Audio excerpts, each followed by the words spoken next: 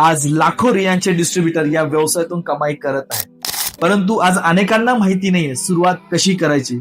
चला तर आज मी तुम्हाला सांगणार आहे रियांचे डिस्ट्रीब्युटर रजिस्ट्रेशन कशा पद्धतीने करायचे. सर्वप्रथम तुम्हाला तुमच्या मोबाईलमध्ये गुगल किंवा क्रोम हे ऍप्लिकेशन ओपन करायचंय. ओपन केल्यानंतर myriyansh.com या वेबसाईटला गेल्यानंतर लॉग इन पेजला क्लिक करायचंय.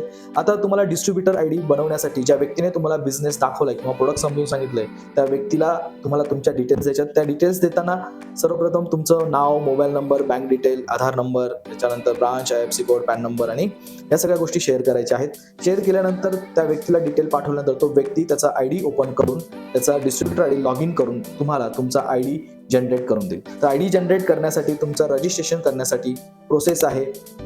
आयडी लॉग इन झाल्यानंतर तुम्हाला रजिस्ट्रेशनला क्लिक करायचं आहे.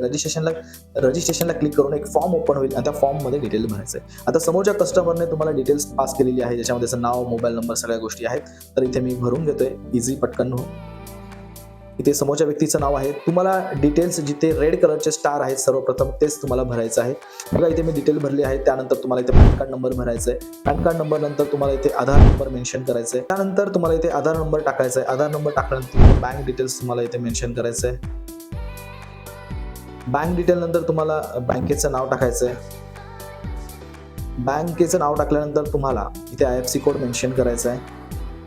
IFSC कोड टाकल्यानंतर तुम्हाला ज्या व्यक्तीने हा बिझनेस दाखवला आहे त्या व्यक्तीचा तुम्हाला आयडी नंबर टाकायचा आहे. मी इथे आयडी नंबर टाकतो.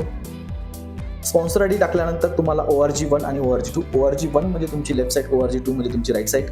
या पद्धतीने तुम्हाला ORG1, 2 ला सिलेक्ट करून आयडी आणि पासवर्ड टाकायचा. पहिला पासवर्ड असतो तुमचा आयडी ओपन करण्यासाठी आणि त्यानंतरचा पासवर्ड असेल तुमचं फंड ट्रान्झॅक्शन करण्यासाठी. हे दोन्ही पासवर्ड टाकल्यानंतर तुम्हाला रजिस्ट्रेशन करायचं आहे.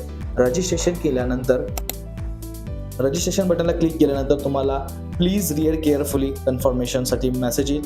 तुम्ही भरलेली माहिती बरोबर आहे की नाही एकदा चेक करून tick terms and condition accept करून आय ॲग्री बटनला क्लिक करायचं आहे. त्यानंतर तुमचा ॲग्री बटनला क्लिक करून तुमचा आयडी पासवर्ड जनरेट होईल. आता हा मेसेज समोरच्या व्यक्तीला गेलेला असेल. अशा पद्धतीने तुम्ही रियांशमध्ये डिस्ट्रीब्युटर आयडी जनरेट करू शकता, रजिस्ट्रेशन करू शकता.